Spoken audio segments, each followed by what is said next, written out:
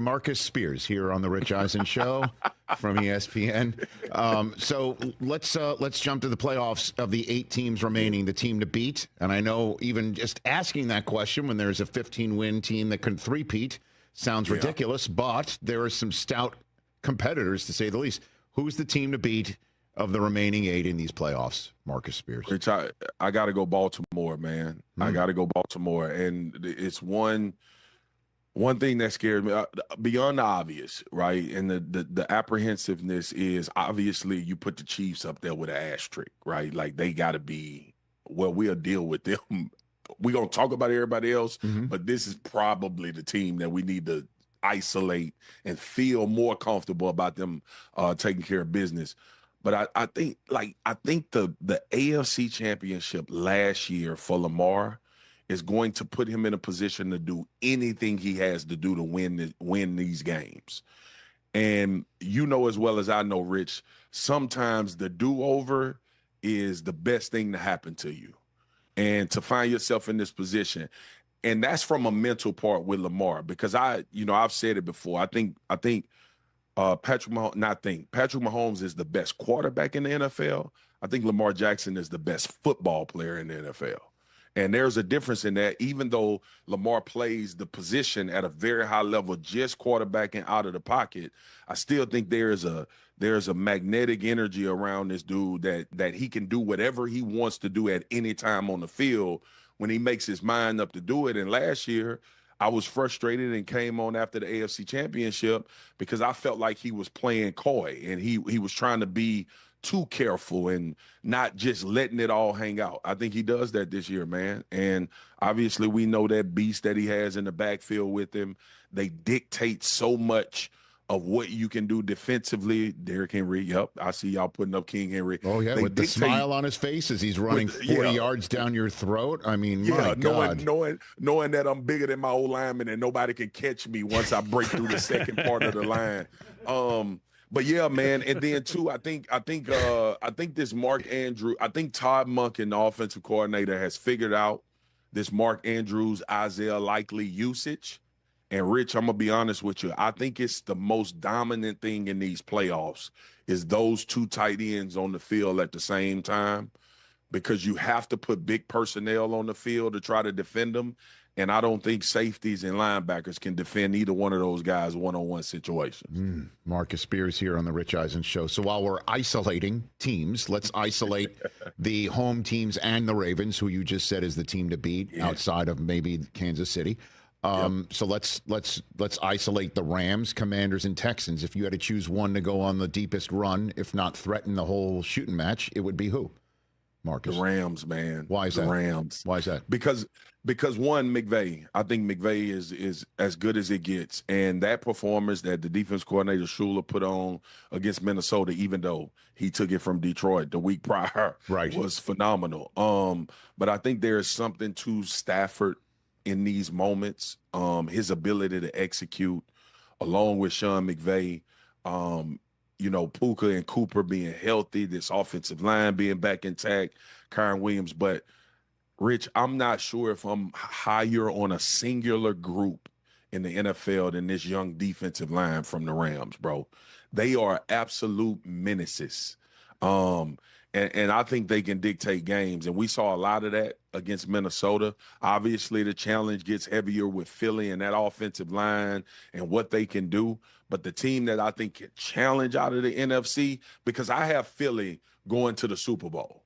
But I think, we'll get the matchup here in a few days. But I think I 100% think the Rams can make a deep playoff run, barring they stay healthy. And with that experience and that head coach on the sideline and that defense playing the way they played, and Dan Orlovsky, I got to give him credit. We both actually have been on this talking about if the Rams get in the playoffs, it's scary. Because I always try to get people to think in this way, and this is probably why Andy and Pat and Travis have been so good. All you're preparing for is that 3 hours, bro.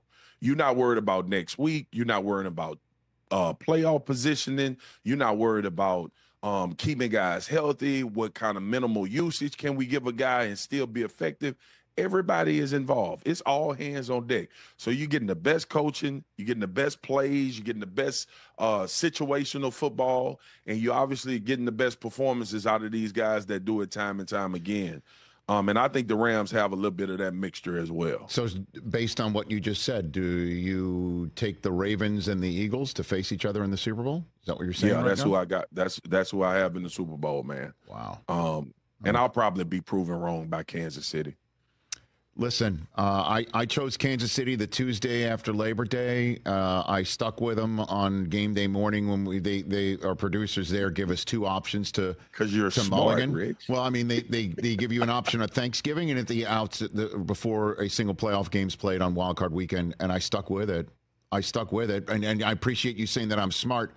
2 years ago, I said the Raiders would finally dethrone them in the AFC West.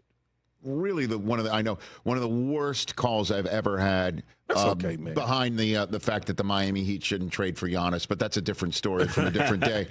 That was I was wrong, and they've won 2 Super Bowls since. Without Tyreek Hill, and then one year they're supposed to, not supposed to do it because Mahomes is hurt. Next year they do it without needing to flip a switch after Christmas. They did it.